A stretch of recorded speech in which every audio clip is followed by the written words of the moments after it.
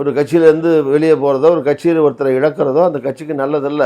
அதே மாதிரி அந்த கட்சியில் இருக்கிறவங்களும் ஒரு கட்டுப்பாடு வரமுறையோடு எந்த கட்சியாக இருந்தாலும் செயல்படணும் அப்படிங்கிறதும் எழுதப்படாத ரெண்டுக்கும் சொல்லலாம் ஒரு சட்டம் அது.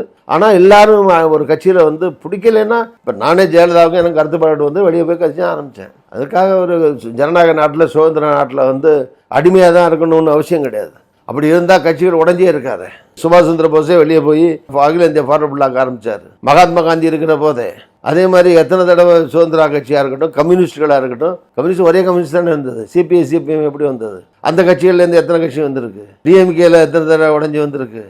அதிமுக எத்தனை தடவை உடஞ்சி வந்திருக்கு? அதே மாதிரி எல்லா முஸ்லீம் லீக் எத்தனை தடவை உடஞ்சிருக்கு? உடையாத கட்சி கிடையாது, வெளியேறி கட்சி ஆரம்பிக்காத தலைவர்களும் கிடையாது. அதனால திகால இருந்தானே திமுக வந்தது.